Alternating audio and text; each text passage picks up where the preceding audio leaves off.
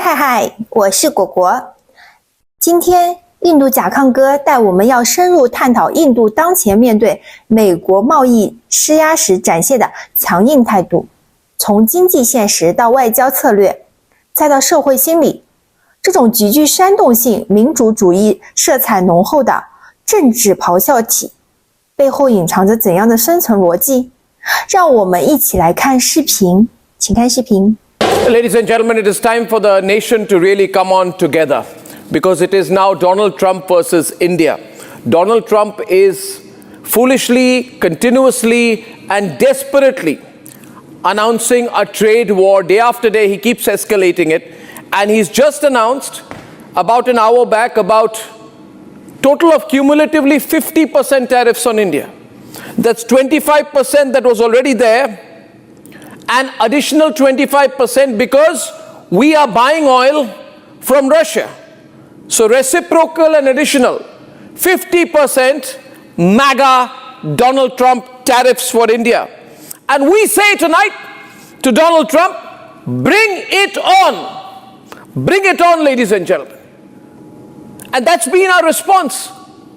We've told them that you can't touch us. You can't really impact us. And ladies and gentlemen, tonight I'm going to give you several reasons why we're going to fight back. But before that, keep in mind I have with me in my hand today what I believe is the strongest ever statement that the government of India has issued against the United States of America. And we are so proud, so incredibly proud of the Narendra Modi government for saying through an official statement to the United States of America, to Donald Trump, that India is a large and powerful country and a proud country. You can go and try bully someone else. We are going to stare you back. We are not going to negotiate on these terms. Negotiations do not happen like this. So the exact words are here. We have already made it clear, the Modi government says, our position on these issues, including the fact that our imports are based on market factors and done with the singular objective of ensuring the energy security of 1.4 billion people of India. It is extremely unfortunate. The MEA statement says that the US should choose to impose additional tariffs on India for actions that several other countries are also taking in their own national interest. This is unfair, unjustified, and unreasonable, and India will take all actions necessary to protect its national interests. Statement of the Ministry of External Affairs. But you know what I love about this statement, ladies and gentlemen, is that it is a statement from the Ministry of External Affairs, from the spokesperson in the Ministry of External Affairs. Narendra Modi is not even engaging with Trump. Narendra Modi is not even issuing a soundbite against Trump. Narendra Modi is not even personally responding on social media to Trump. This is absolutely brilliant because the way Narendra Modi is behaving is the way a statesman-like Prime Minister of India does. Donald Trump does not understand statesmanship. Narendra Modi is getting an official in the Ministry of External Affairs to respond to Trump. Now, ladies and gentlemen, Vladimir Putin is not even engaging with Trump. Dmitry Medvedev is engaging with Trump. In our case, the Ministry of External Affairs is engaging with Trump. Trump can shout and scream as much as he wants. But the government of India's position is absolutely clear. We do not need to dignify Donald Trump's undignified words with similar rhetoric. We respond like this. But ladies and gentlemen, how stumped Trump looked when a reporter asked him, what about America buying uranium hexafluoride, among other things, from Russia? What about the United States of America doing so much trade with Russia and then preaching to us? A stumped Donald Trump said something like this. Watch this. India says that the US imports Russian uranium, chemicals, fertilizers, while criticizing their energy imports. Your response to that, sir? I don't know anything about it. I'd have to check, but we'll get back to you on that. Yeah, please. So he dodges. He says, I do not know anything about it. Next question, please. He wants to quickly pivot himself away from the question. He knows he's stuck. Donald Trump, in his body language there, looks completely beaten because he knows his entire issue is one in which he has no moral position, because America does tons of business with Russia but does not want us to buy Russian oil. Ladies and gentlemen, interestingly, the National Security Advisor Ajit Doval in Moscow, the Prime Minister of India, Narendra Modi, announcing he will go to China, he will go to Japan. So life goes on, and Trump is extremely irritated right now after his own hypocrisy has been exposed. Here are 5 reasons why India should fight back. And before I go into the 5 reasons, ladies and gentlemen, this is a pivotal moment in our history. This is not a challenge to us, it is an opportunity to emerge, ladies and gentlemen, as leaders of the truly free world. The world that is free of Trumponomics and Trumpopolitics, the world which is fed up of Donald Trump. And trust me, a lot of countries that even have done business with Donald Trump are fed up with him. So reason number 1 tonight, ladies and gentlemen, we must seize the moment to assert ourselves as the undisputed leader of the global South. This is the time to send a clear message to the world. India will not bow to American bullying, and everyone will be standing in applause for us, including Japan, which reluctantly agreed to the 15% tariff from the original 25% imposed by the US. South Korea reluctantly agreed to 15% from the original 25%. Ladies and gentlemen, we don't have to reluctantly agree to anything. We can agree on our terms, on what we see as fair. So that's a great reason. Second reason why we must not relent is because we can afford to take on America. Here are the numbers. Despite a 44 billion trade deficit on goods, the US actually runs a 40 billion surplus with India if I include services, education, tech, and arms. The US cannot afford to ignore the world's 2nd largest arms importer. Ladies and gentlemen, India bought nearly $15 billion in US arms over 7 years. We account for 8.3% of global imports. But besides that, ladies and gentlemen, besides that, this is a fraction. This is the total impact is going to be 5% of India's total exports. Now, 5% of India's total exports and 0.2% revision in the GDP is something we can risk when we fight the good fight. Ladies and gentlemen, reason number 3, we must, if we don't, then who will? We must counter Trump's unipolarity. Trump says, if you want to trade with me, you will impose 0% tariffs on US goods, and in return, America will impose reciprocal tariffs. These are not fair terms by any stretch of the imagination. Trump has all the right to make America great again. Whether it happens or not, we don't know. But India cannot allow neo-imperialism under the garb of MAGA to allow the luxuries of the developing world on the back of the developed world on the back of the developing nations. If any country can break that cycle, we can. Ladies and gentlemen, we are the only country. We have defied global pressures since independence. We are a proud member of BRICS, G20, SCO, and Quad. We have never believed, we must never believe in global polarity of interests for any one nation. We did not agree to that at the peak of the Cold War.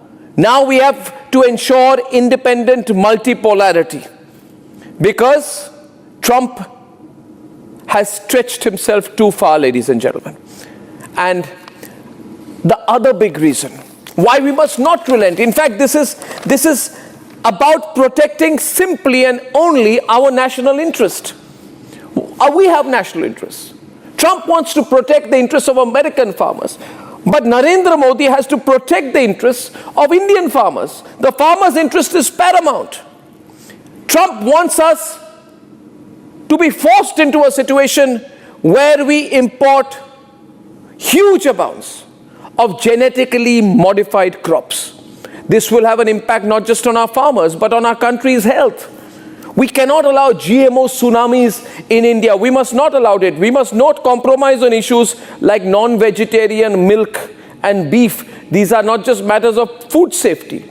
There is religious sentiment attached to it. It's not about protecting Indian dairy products. It's about what is going to be an acceptable dairy product in a country which has a large number, a huge percentage of a vegetarian population.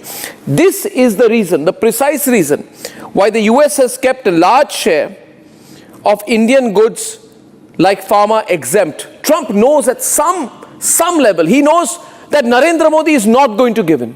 And that is why he's exempted pharma. Because if he was not to exempt pharma, if he was not to exempt auto parts, if he was not to exempt electronics, then America would be hit hard. So this is all positioning in a way by Donald Trump.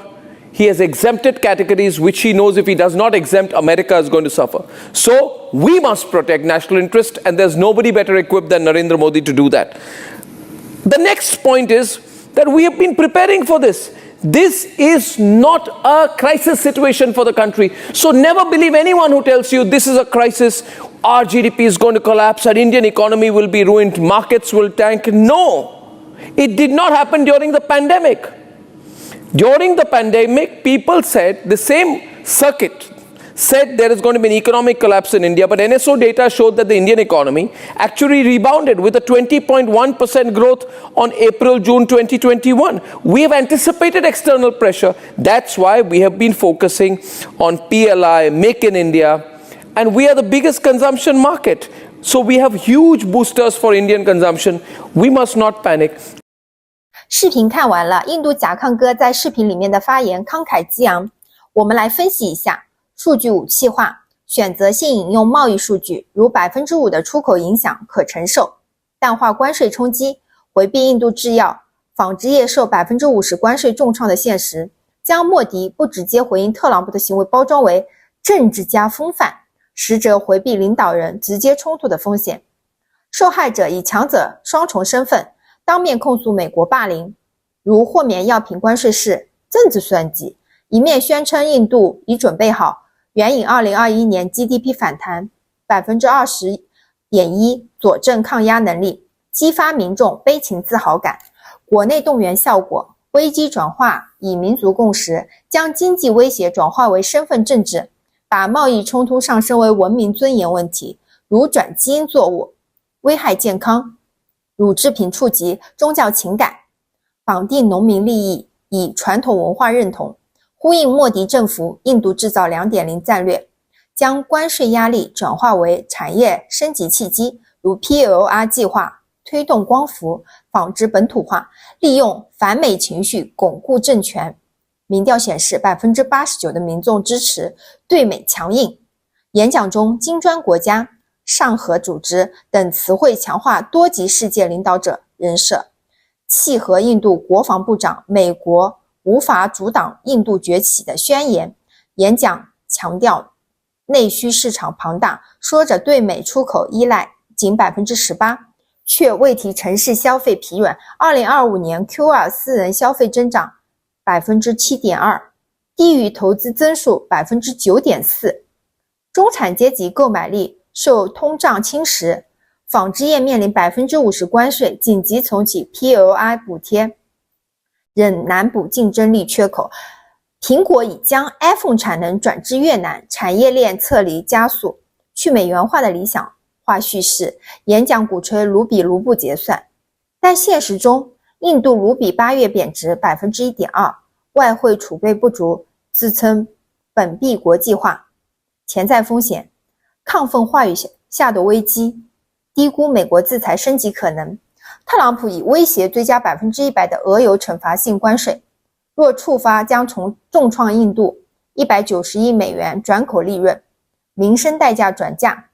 关税导致美国进口药涨 50%， 低收入人群医疗负担加剧，但演讲必谈具体民生补偿方案。多边支持虚像，声称全球南方支持印度，实则巴西、欧盟酝酿对美报复关税时未与印度联动，反可能分流印度出口市场。这种演讲本质是危机公关的民族主义剧本，用情绪动员掩盖经济阵痛，将地缘博弈包装为文明复兴。短期可凝聚民意，但长期依赖3大破局点：内循环持效 PLR 计划能否在关税冲击下保住纺织业就业，硅片产能 2.2GW 仅是中国的 1%， 大国杠杆平衡。若美俄突然妥协，如乌克兰停火，印度能源套利模式将崩解。社会耐受度莫迪 89% 的支持源于强硬姿态，但若能通胀突破 6%， 央行容忍线，民怨恐反噬政权。印度正如走钢丝的杂技演员，聚光灯下咆哮是为掩饰颤抖的平衡感。当掌声停歇时，真正的考验才开始。谢谢大家观看，喜欢请点赞、评论、加订阅，你的支持是我最大的动力，是我前进的动力。明天见，拜拜。